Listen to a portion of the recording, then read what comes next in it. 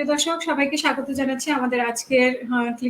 আমাদের আজকে সিএমএম টিভির অনুষ্ঠানে টেবিল টকে।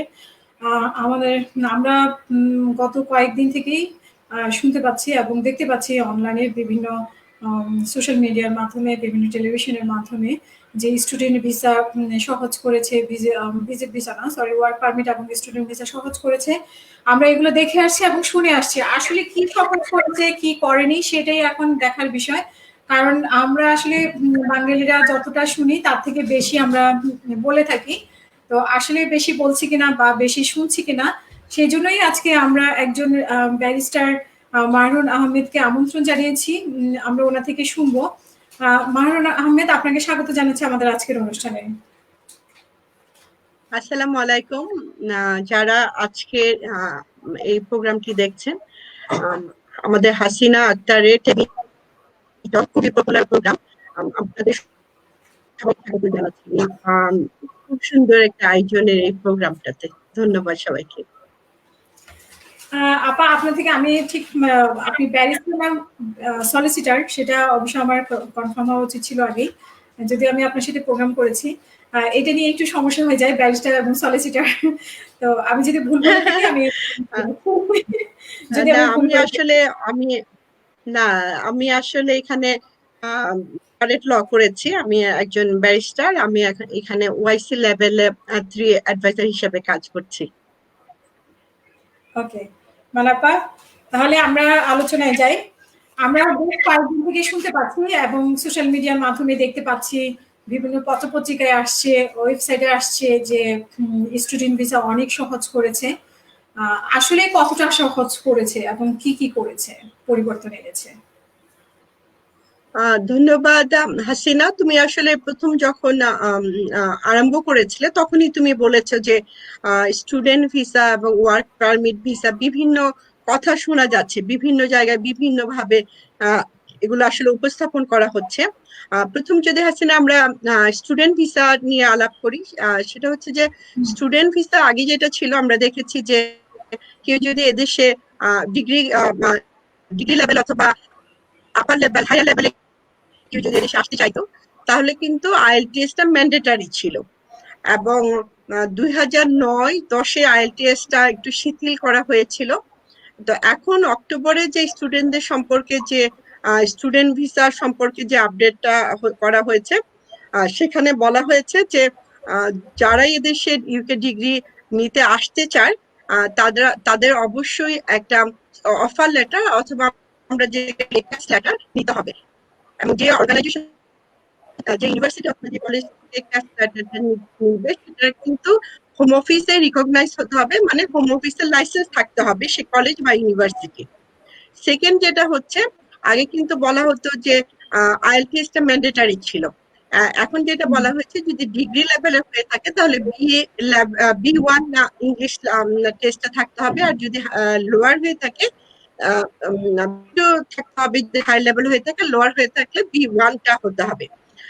তবে এই ক্ষেত্রে আরেকটা জিনিস যেটা আসলে বলা হয়েছে, যেটা আসলে যারাই অনেকে ভালোভাবে জেনে বুঝে পড়ে সবাইকে অবগত করছেন, অনেকে না বুঝেই কিন্তু অবগত করছেন।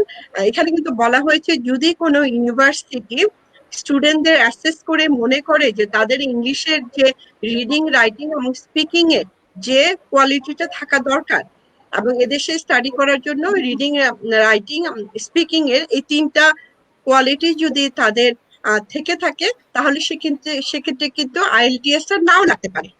এবং কিন্তু সেটা তারা কিভাবে যাচাই করবে যে তাদের রিডিং, রাইটিং?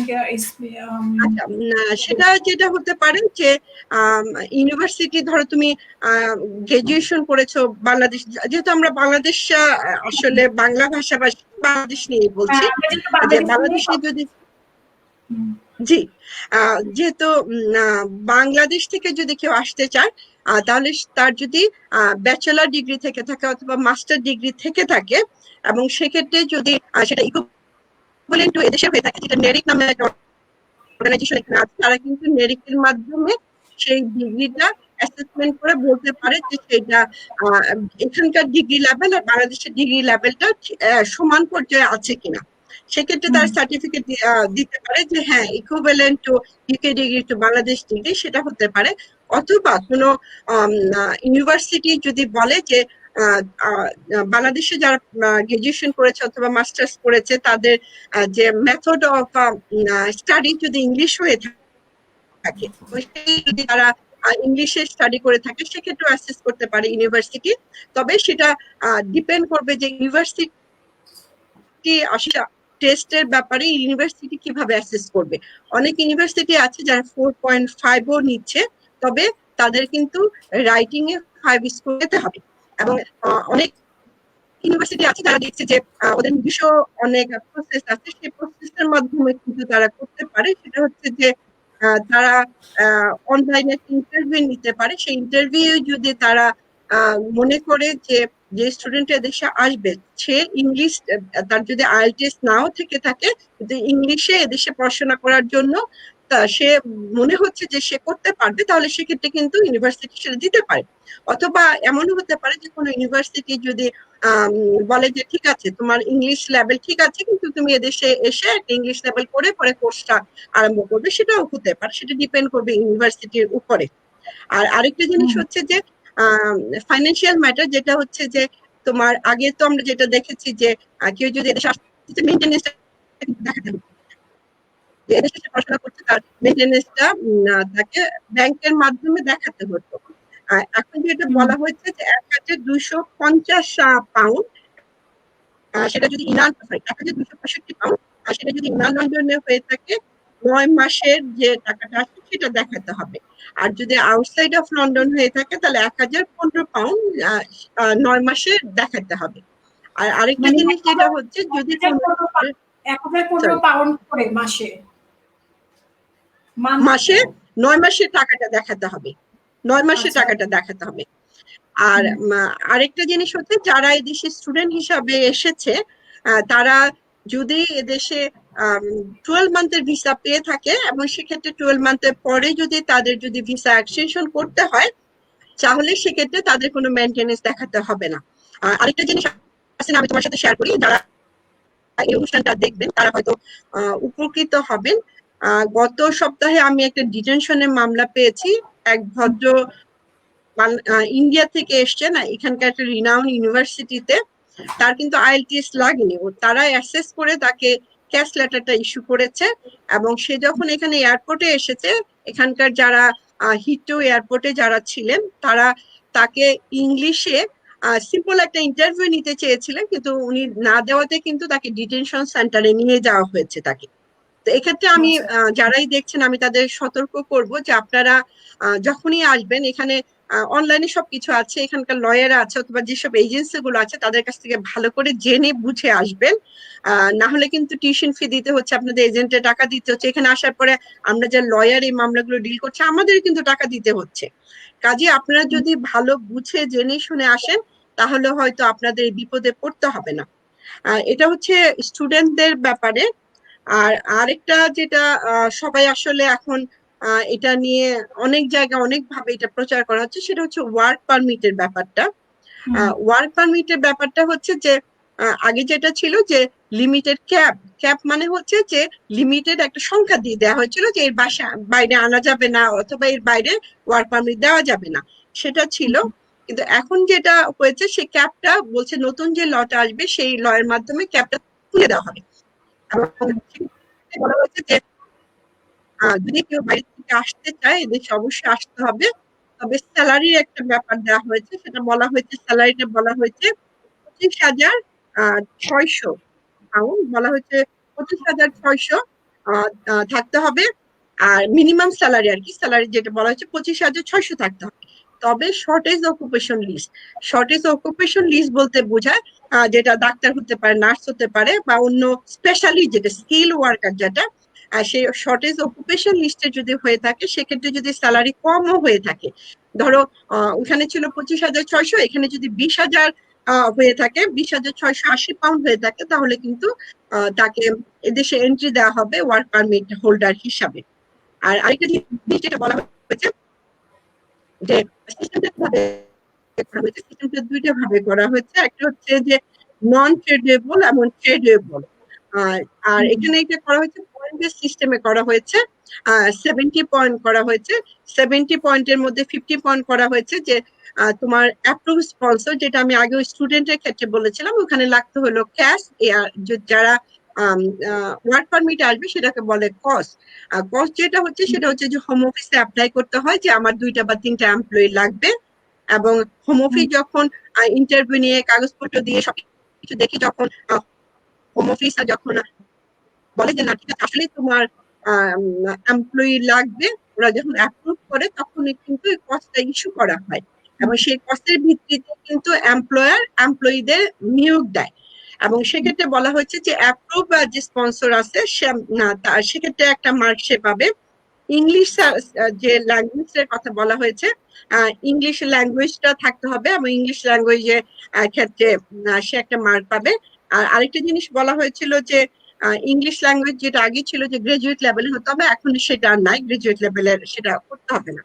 আর আরেকটা হচ্ছে লেবার টেস্ট মার্কেট, যেটা ওয়ার্ক পারমিট আসলে যখন এই রুলের আগে বা এখন পর্যন্ত যেটা আছে, নতুন ল তো আসবে, ইন্ট্রোডিউস করা হয়েছে, ওটা অ্যাপ্লিকেবল হবে। সেটা হচ্ছে লেবার টেস্টটা হচ্ছে যে যে কোম্পানি এমপ্লয় নিতে চায় এবং যারা বলে যে আমরা এমপ্লয়ি নিতে চাই, সেক্ষেত্রে তাদের নিকটস্থ যে জব সেন্টার গুলো আছে ওখানে গিয়ে তাদের যে একটা অ্যাডভার্টাইজ দিতে হয়। ধরো একটা শেফ নিবে বা একটা সেক্রেটারি নিবে বা এইচআর ম্যানেজার নিবে, তখন তাদের নিউজ পেপার, স্থানীয় নিউজ পেপার অথবা জব সেন্টারে তাদের অ্যাডভার্টাইজ দিতে হতো, এবং এটা মনে হয় 6 সপ্তাহ, মনে হয় আমি এক্স্যাক্টলি ভুলে গেছি টাইমটা, ওখানে রাখতে হতো। এবং ওখানে দেখাইতে হতো যে এই যেই ক্যাটাগরি বা যে পোস্টের জন্য দরকার সেই পোস্টে আসলে এখানে লোক পাওয়া যাচ্ছে না, তখন কিন্তু বাইরে থেকে লোক আনতে পারতো। এখন যেটা হয়েছে সেটা হচ্ছে যে লেবার মার্কেট টেস্ট যেটা, সেটাও তুলে দেওয়া হয়েছে। তবে আমি যেটা বলবো, যারা এই দেশে আসলে আসতে চায়, আপনারা যখনই আসেন না কেন আপনারা দেখে আসবেন যে যে স্পন্সর করছে তার স্পন্সর লাইসেন্স আছে কিনা, স্যালারিটা ঠিক আছে কিনা, আপনি যে ইংলিশ রিকোয়ারমেন্ট সেটা আপনি ফুলফিল করেছেন কিনা। এবং আপনি যদি এই 3টা ফুলফিল করে থাকেন, সেক্ষেত্রে যদি আপনি পয়েন্টসটা পেয়ে থাকেন, তাহলে কিন্তু আপনারা আসতে পারবেন। আর আরেকটা জিনিস হচ্ছে যে যখনই কেউ এদেশে আসবে, ধর শেফ হিসাবে আসবে, এখন শেফ হিসাবে যদি তার কোনো স্কিল না থেকে থাকে, সে যদি শুধু ওয়ার্ক পারমিট নিয়ে চলে আসে, তাহলে কিন্তু সে কোম্পানি বেশি দিন কাজ করতে পারবে না। কাজেই যারা আসবে তাদের অনুরোধ করবো যে আপনারা যে পোস্টে যেভাবে আসেন না কেন, আপনারা জেনে শুনে বুঝে সবকিছু বুঝে তারপরে আসবেন। আর আমার মনে হয় তো আমরা স্টুডেন্ট আর এটা মোটামুটি কভার করেছি। আর আরেকটা জিনিস, ওয়ার্ক পারমিটের ক্ষেত্রে কোম্পানির কি আগের মতোই পজিশন, কোম্পানির যে শর্তগুলো ছিল, যে কোম্পানি সেই শর্তগুলোই কি ঠিক আছে? মানে সহজ তো আর কিছু করেনি। সহজটা না, সহজ করেছে কিছু। সেটা হচ্ছে যে আগে যেটা কোম্পানিতে ছিল, ওরা একটা ক্যাপ দিয়েছিল। ক্যাপ মানে হচ্ছে যে ধরো 2টা লোক নিতে পারবা, 3টা লোক নিতে পারবে, এরকম একটা ক্যাপ ছিল। হ্যাঁ, এখন সেই ক্যাপটা তুলে দিয়েছে। আর সেকেন্ড যেটা আছে যে লেবার মার্কেট টেস্ট, যেটা আমি বলেছিলাম, যে যখনই কোনো এমপ্লয়ার দেখাতে পারতো যে এদেশে আমি অ্যাডভার্টাইজ দিয়েছি, এদেশে আমি নিউজ পেপার অ্যাডভার্টাইজ দিয়েছি, জব সেন্টার অ্যাডভার্টাইজ দিয়েছি, বিভিন্ন জায়গায় অ্যাডভার্টাইজ করেছি, কিন্তু কোথাও আমার যে পোস্টটা দরকার সেই পোস্টের জন্য লোক পাচ্ছি না, কাজে আমাকে বাইরে থেকে লোক আনতে হবে। সেক্ষেত্রে কিন্তু শুধুমাত্র হোম অফিস অ্যাপ্রুভ করতে লোক আনার জন্য, কিন্তু এখন আর সেটা লাগছে না। এখন বলা হচ্ছে যে যদি তুমি হোম অফিসের মাধ্যমে অ্যাপ্রুভড হয়ে থাকো, তোমাকে যদি লাইসেন্স দেওয়া হয়ে থাকে লোক আনার জন্য, তাহলে কিন্তু তুমি আনতে পারবা। আর স্যালারি যেটা ছিল আগে, তো অনেক 36,000 সামথিং স্যালারি ছিল, কিন্তু সেটা এখন কমিয়ে আনা হয়েছে। এখন যেটা বলা হয়েছে যে 25,000, ওটা বলা হয়েছে যে 25,000 সামথিং, মনে হয় 25,600 স্যালারি, মিনিমাম স্যালারি যেটা, সেটা হচ্ছে 25,600 হলে চলবে, তার উপরে হতে পারে, তবে 25,600 হলে চলবে। আর আরেকটা জিনিস যেটা বলা হয়েছে যে যদি শর্টেজ অকুপেশন হয়ে থাকে, তাহলে সেক্ষেত্রে কিন্তু 20,680 পাউন্ড হলে চলবে। এবং সিস্টেমটা যেটা, সেটা ইজি করে দেওয়া হয়েছে। যেমন আগে ধরো ইচ্ছে করলেই তো কেউ আনতে পারতো না যদি এই ক্রাইটেরিয়া গুলো ফুলফিল করে না করতো। তা এখন না সেই ক্রাইটেরিয়া গুলি যদি ফুলফিল করে, কেউ যদি চায় দেশ থেকেও লোক নিতে পারে, অথবা যদি চায় দেশের বাইরে থেকেও লোকজন আনতে পারে, সেক্ষেত্রে আমরা বলবো যে অবশ্যই অনেক শিথিল করা হয়েছে। তবে আমি সবাইকেই বলবো যারাই আসলে আসতে চান তারা সবকিছু জেনে বুঝে শুনে আসবেন। এই তো আমি একটু আগে আসলে তোমার সাথে শেয়ার করছিলাম যে হেথ্রো এয়ারপোর্টে আসলে কিন্তু জিজ্ঞেস করবে তুমি কি করতে ইন্টারভিউ হবে, মানে জি যতই হোক না কেন ইংলিশ লাগে বলে না। হতে পারে। যে যে স্টুডেন্টের কথাটা আমি বললাম, যে তাকে একটা সিম্পল ইন্টারভিউ করেছে যে তোমার নাম কি, তুমি কোথা থেকে এসছো, তোমার আম, কি ডিগ্রি তুমি অ্যাচিভ করেছো তোমার দেশে, এখানে কেন পড়তে আসছো, কি কারণে এই এই ডিগ্রিটা তুমি নিতে চাচ্ছ, এই ধরনের কিন্তু জেনারেল নলেজের কোশ্চেন গুলো তাকে জিজ্ঞেস করা হয়েছে, এবং সে যখন দিতে পারেনি তখনই কিন্তু তাকে ডিটেইন করা হয়েছে। তো সেক্ষেত্রে যারাই ওয়ার্ক পারমিটে আসবে, আপনারা জেনে আসবেন যে আপনারা কোন পোস্টে অ্যাপ্লাই করেছেন, আপনাদের স্যালারি কত, আপনাদের যে যে কোম্পানিতে আপনারা আছেন সেই কোম্পানিতে হোম অফিসে রেজিস্টার্ড কোম্পানি কিনা। এটা কিন্তু অনলাইনে দেখা যায়, অনলাইনে গিয়ে যদি হোম অফিসে ইউকিউবি এর যদি স্পন্সর লাইসেন্স রেজিস্টার যদি ক্লিক করা হয় তাহলে ওখানে কিন্তু দেখা যাবে। তো সেগুলো দেখে যদি আসে এবং হোম অফিস যদি কোশ্চেন করে তাহলে কিন্তু তারা উত্তরটা দিতে পারবে।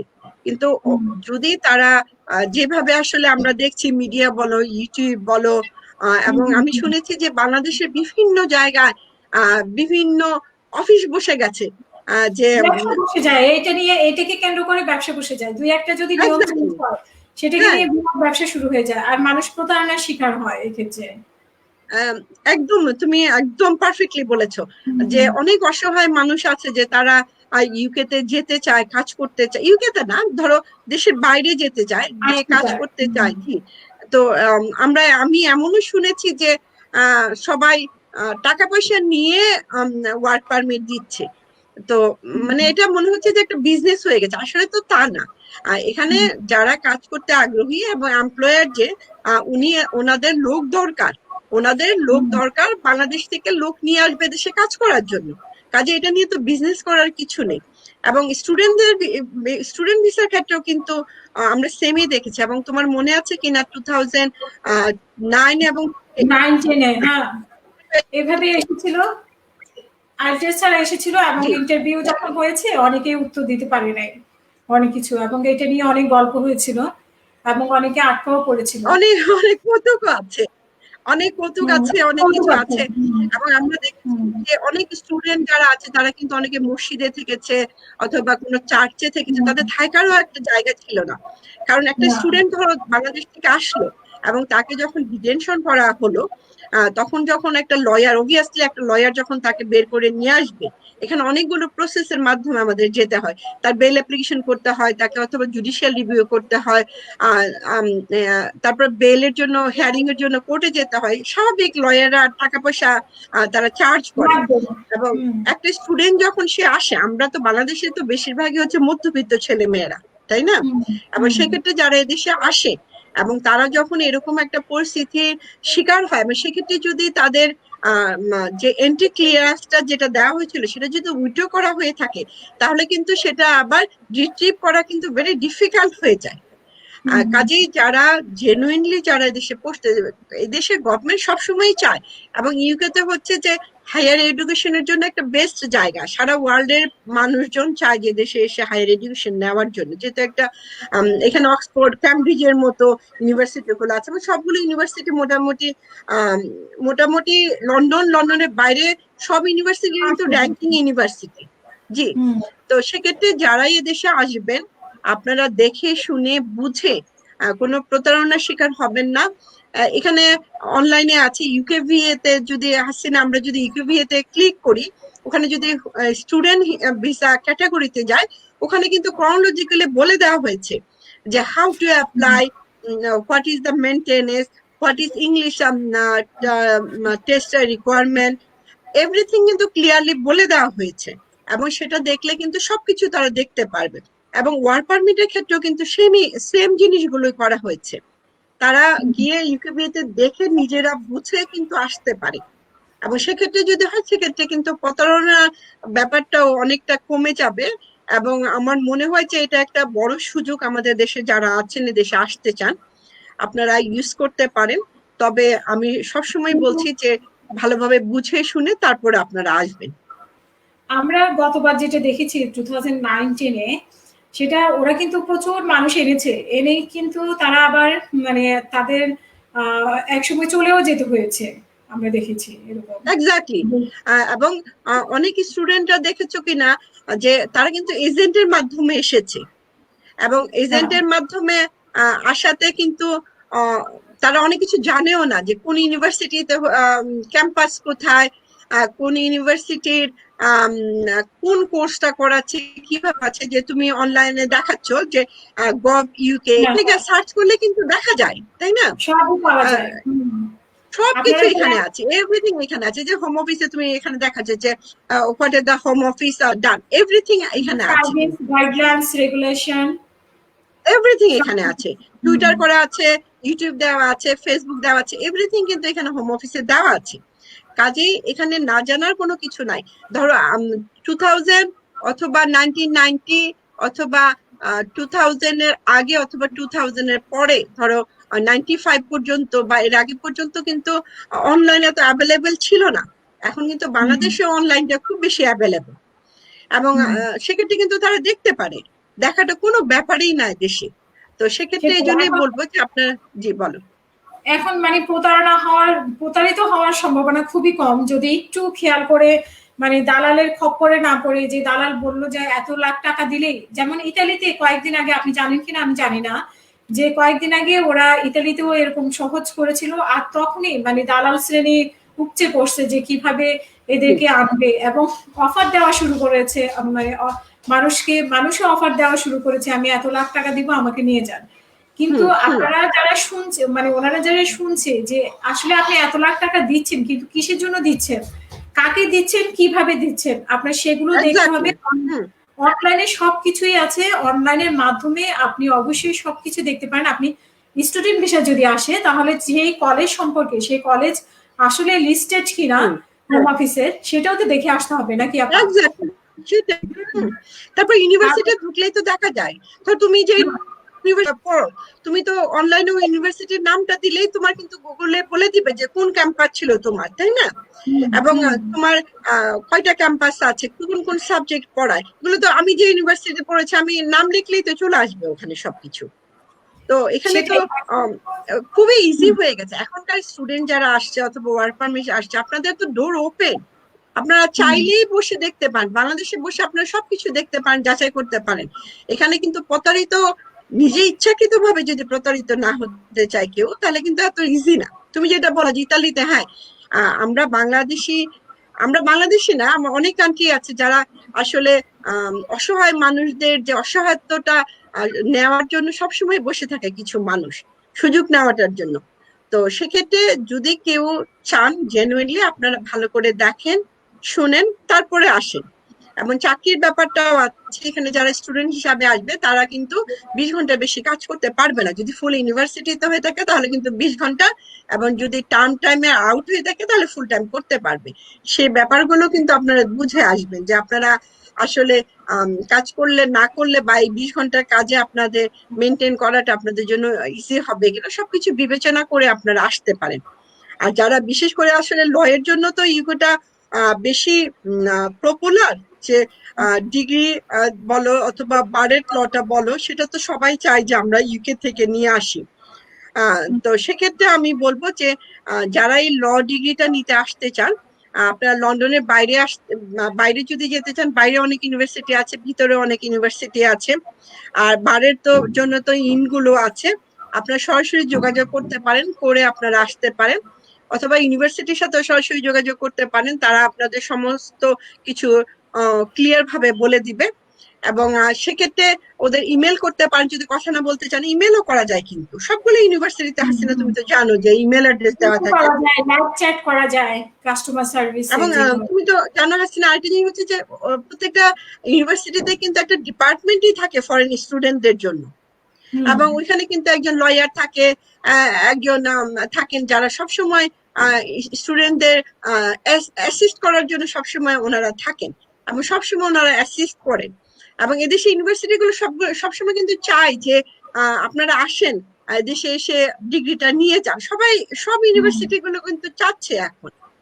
তো সেক্ষেত্রে আমি বলবো জি জি বল। প্রপারলি এসে তারা ডিগ্রি নিয়ে যাক, সেটাই চাচ্ছে। এক্স্যাক্টলি কিন্তু এক্স্যাক্টলি এই যে দালালের এক্স্যাক্টলি করে তারপরে টাকা পয়সা খরচ করে সার্টিফিকেট, ভুয়া সার্টিফিকেট মানে, তারপরে জাল সার্টিফিকেট তৈরি করে যারা আসছে তারা কিন্তু অলরেডি চলে চলে যেতে হয়েছে। হুম হুম হুম একবার অনেক সুযোগ দিয়েছে, সেই সুযোগে জি কিন্তু আমরাও এসেছিলাম, কিন্তু হুম থাকতে পেরেছে কিন্তু খুব কম মানুষ। যারা অনেস্টলি এসেছে, অনেস্টলি পড়াশোনা করেছে, হুম তারাই হুম শুধুমাত্র থাকতে পেরেছে, বাকিদের কিন্তু চলে যেতে হয়েছে। হুম হুম যারা ফুল সেটাই সার্টিফিকেট বানিয়ে এনেছে, যারা হুম কলেজে ঠিক মতো ছিল না বা অনেক সমস্যা নিয়ে এসেছে, দালালের খপ্পরে পড়ে এসেছে, তাদের কিন্তু ঠিক চলে যেতে হয়েছে।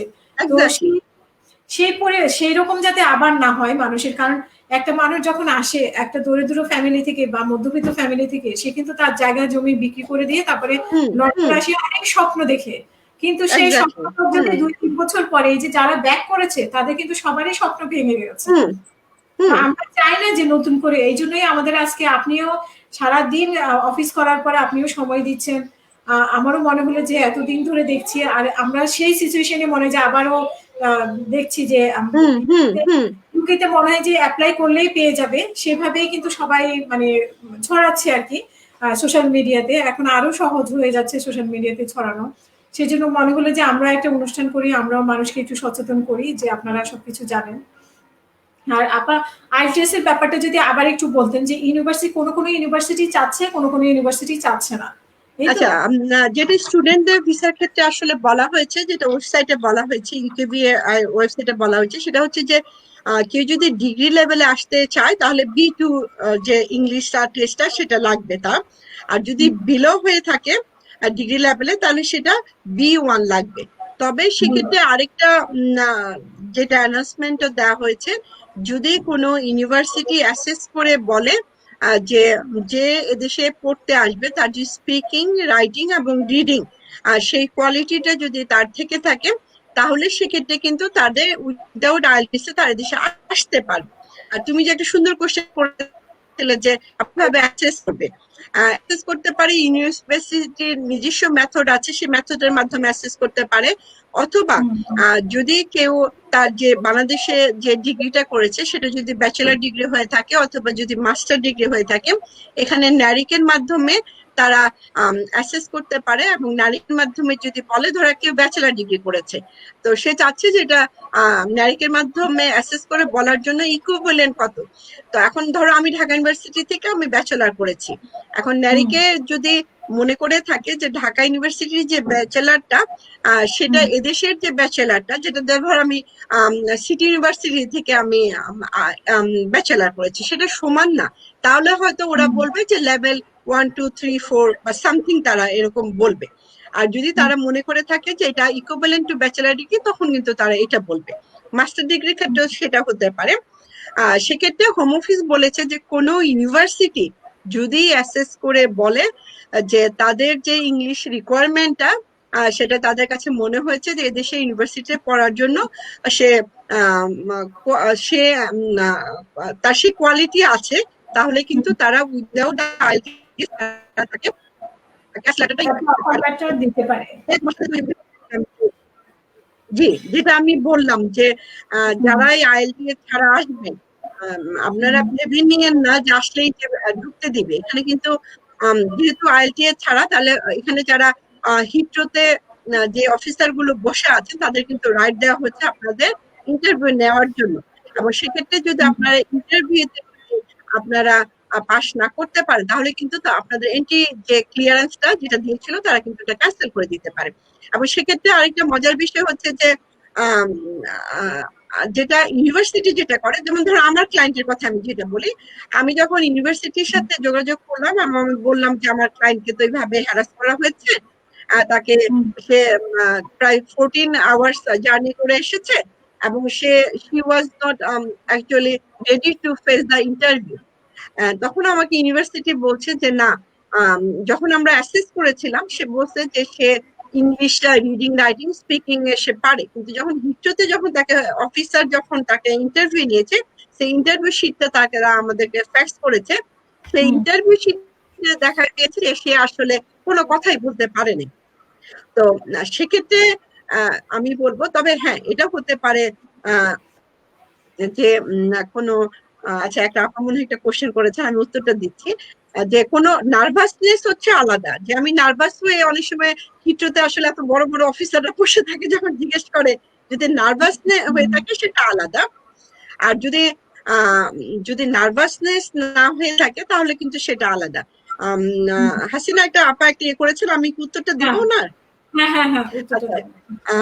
থ্যাংক ইউ আপা, রাশেদা বকুল আপা, থ্যাংক ইউ। আপনি জানতে চেয়েছেন যে আপনার ছেলে হচ্ছে 22 বছরের, স্পেশাল চাইল্ড, আপনি তার একমাত্র অভিভাবক, আপনি তাকে আনতে পারবেন কিনা। এখানের যে ল যেটা হচ্ছে সেটা হচ্ছে যে যখনই যে কোনো ক্যাটাগরিতে, এটা শুধু স্টুডেন্ট না, যে কোনো ক্যাটাগরিতে যদি কেউ তার ডিপেন্ডেন্ট আনতে চায়, ওয়াইফ ছাড়া আর কি, ধরুন বাচ্চার কথা আমি বলছি, যে ডিপেন্ডেন্ট যদি আনতে চায় তাহলে কিন্তু 18 বছরের নিচে হতে হবে। এবং সেক্ষেত্রে 18 বছর উপরে হয়ে গেলে কিন্তু সেখানে সে আর কিন্তু ডিপেন্ডেন্ট মাইনর না। থাকে। জি, সে অ্যাডাল্ট হয়ে যাচ্ছে। এবং এদেশে যদি কেউ মাইনর হিসাবে, ধর 17 বছরের যদি কেউ এসে থাকে এবং 18 বছরে সে যখন অ্যাপ্লিকেশন করতে যাবে, সে কিন্তু অ্যাডাল্ট হয়ে গেছে এবং তাকে কিন্তু ইন্ডিভিজুয়াল অ্যাপ্লিকেশন করতে হবে তখন। আপনার যে বাচ্চা বলেছেন, আপনি যদিও আপনি একমাত্র অভিভাবক, সেক্ষেত্রে আপনি আপনার ডিপেন্ডেন্ট হিসাবে আসলে আমার জানা মতে আপনি আনতে পারবেন না। কারণ হচ্ছে যে সে অ্যাডাল্ট চাইল্ড। তবে আপনি যদি সে স্পেশাল স্কুলে পড়ে থাকে এবং সেক্ষেত্রে যদি আপনি তাকে এদেশে যদি ভর্তি করতে চান যে স্টুডেন্ট হিসাবে, সেক্ষেত্রে হয়তো আপনি অভিভাবক হিসাবে আপনি হয়তো স্পেশাল ক্যাটাগরিতে আপনি হয়তো, কারণ এখানে হচ্ছে মাইনর চিলড্রেন যারা এদেশে পড়াশোনা করছে, যারা 18 ইয়ার্স এর নিচে, তারাই কিন্তু তাদের অভিভাবক আনতে পারে। তবে আপনার বাচ্চা যেহেতু স্পেশাল চাইল্ড বাচ্চা, সেক্ষেত্রে যদি আপনি এদেশ থেকে যে স্কুলে আপনি আপনার বাচ্চাকে ভর্তি করবেন, সেখান থেকে যদি আপনি কোনো লেটার আনতে পারেন যে আপনার থাকাটা জরুরি, সেক্ষেত্রে হয়তো special circumstances home office approve করতে পারে। তবে স্টেট ওয়ে ল হচ্ছে যে অ্যাডাল্ট হয়ে গেলে আসলে কেউ ডিপেন্ডেন্ট করা যায় না, অথবা অ্যাডাল্ট স্টুডেন্টদের কেউ ডিপেন্ডেন্ট হিসাবে, শুধুমাত্র ওয়াইফ ছাড়া ডিপেন্ডেন্ট হিসাবে আসলে এদেশে আমার জানা মতে এখন পর্যন্ত কোনো কাউন্ট আইন করে নেই। ধন্যবাদ আপা। কাউন্ট করে না। তো মালাপা, আমরা তো স্টুডেন্ট ভিসা এবং ওয়ার্ক পারমিট ভিসার যে গুরুত্বপূর্ণ পয়েন্টগুলো আছে সেটা আপনি বলেছেন। এবং আমার মনে হয় যে যারা যেটুকু ক্লিয়ার হওয়ার হয়েছে, এবং যারা এখন দেখতে পাচ্ছে না পরে দেখবে, এবং এটা বাংলাদেশে হয়তো অনেকেই দেখবে, এবং তাদের প্রতি আমাদের অবশ্যই অনুরোধ থাকবে যে তারা যাতে প্রতারিত না হয়, তারা ওয়েবসাইটে দেখে নিবে, হোম অফিসের ওয়েবসাইটে দেখে নিবে কি কি শর্ত ক্যাটাগরি আছে, এবং তারা যে কলেজে আসছে সেই কলেজের ওয়েবসাইটে দেখে নিবে যে সেই কলেজটা আসলে অ্যান্টিস্টেড কিনা, হোম অফিসের লিস্টে আছে কিনা, এবং যে কোম্পানিতে ওয়ার্ক পারমিটে আসবে সেটাও অবশ্যই দেখে নিতে হবে ওয়েবসাইটের মাধ্যমে। মালাপা, আর শেষ যে পয়েন্টটা আপনাকে নিয়ে কথা বলতে চাই সেটা হচ্ছে কোভিডের জন্য এখন কি আগে যেরকম একটা সুযোগ ছিল যে যাদের পাসপোর্টে রিনিউ করার জন্য, বা পাসপোর্ট না, যাদের কাগজপত্র রিনিউ করা দরকার ছিল, ভিসা রিনিউ করা দরকার ছিল, তাদেরকে একটা টাইম দিয়েছে, এখনো তো আবার লকডাউন এসেছে, এখনো কি সেরকম কোনো সম্ভাবনা আছে কিনা? এটা আসলে রিসেন্টলি যে আপডেটটা এসেছে সেটা সেখানে বলা হয়েছে যে যারাই কোভিড এর আক্রান্ত হয়েছিল, যাদের ভিসা এক্সটেনশন করা সম্ভব ছিল না, সেটা তো 31 অক্টোবর পর্যন্ত, সরি 31 অগাস্ট পর্যন্ত ছিল। ওখানে শুধু একটা ফর্ম ছিল, ফর্মটা ফিল আপ করে দিয়ে দিলে অটোমেটিকলি হয়ে যেত। তবে রিসেন্টলি যেটা হোম অফিস বলেছে সেটা হচ্ছে যে যদি কেউ কোভিড এর জন্য যেতে না পারে, এখনো কিন্তু তারা ভিসাটা এক্সটেনশন করতে পারবে। তবে সেক্ষেত্রে তাদের প্রুফ করতে হবে এক্সেপশনাল সার্কামস্টান্সেস। এবং এক্সেপশনাল সার্কামস্টান্সেস বলতে বোঝা যায় যে ধরো আমি যাব দেশে, আমার কোনো ফ্লাইট আমি পাচ্ছি না, সেক্ষেত্রে যদি দেখাতে পারে তাহলে শুধুমাত্র কিন্তু সেটা গ্রহণযোগ্য হবে। এবং স্টুডেন্টদের ক্ষেত্রে কিন্তু বলা হয়েছে যে যারা এদেশে আসতে চাচ্ছিল তারা যদি ভিসা পেয়ে থাকে, এবং সেক্ষেত্রে যদি তাদের যেটা ধরো ইউনিভার্সিটির যে দুইটা তো সেশন থাকে, একটা হচ্ছে সেপ্টেম্বর সেশন, একটা হচ্ছে ফেব্রুয়ারি সেশন, দুইটা সেশন থাকে, এবং সেই সেশন গুলো কিন্তু 20 days এর মধ্যে তাকে এসে কিন্তু জয়েন করতে হবে। এবং সেক্ষেত্রে বলা হয়েছে কেউ যদি এন্ট্রি ক্লিয়ারেন্স পেয়ে থাকে এবং সেই তার যদি কোভিড এর জন্য যদি সে না আসতে পারে, এবং সে যদি ইউনিভার্সিটি যদি তার সেমিস্টার গুলো তাকে পরের সেমিস্টারে যদি জয়েন করার জন্য যদি তাকে পারমিশন দেয়, তাহলে কিন্তু হোম অফিস এন্ট্রি ক্লিয়ারেন্সটা এখানে আটকাবে না, সে কিন্তু ঢুকে যেতে পারবে। এবং ওয়ার্ক পারমিটের ক্ষেত্রে কিন্তু সেটা বলা হয়েছে। আর যেটা পাসপোর্ট বা অন্যান্য ক্ষেত্রে যেগুলো বলা হয়েছে, যে সেটা হচ্ছে যে আগে যে একটা টাইম লিমিট ছিল, আগে ছিল যে অ্যাপ্লিকেশন করতে হলে মিনিমাম 6 মান্থের মধ্যে তোমাকে ডিসিশন দিবে, আর যদি না হয় তাহলে তারা রিজন জানাবে যে কেন ডিসিশন দিতে পারছে না। আর পাসপোর্ট গুলো যেটা আমরা দেখেছি সেটা হচ্ছে 6 উইকস এর মধ্যে আসলে নর্মালি চলে আসতো, কিন্তু এখন যেটা বলা হয়েছে যে নর্মাল যে টাইম লিমিটটা আছে তার থেকে কিন্তু একটু বেশি লাগবে। এবং সেটা যেহেতু আমাদের গতকালকে থেকে আজকে থেকে তো আমাদের আরম্ভ হয়েছে লকডাউনটা, তো সেটা একটু এফেক্ট করবে। সেটা হোম অফিসে বলা হয়েছে যে আপনারা যেটা ছিল আমাদের আমরা রেসপন্স করব। ধন্যবাদ ধন্যবাদ হাসিনা। মালাপা।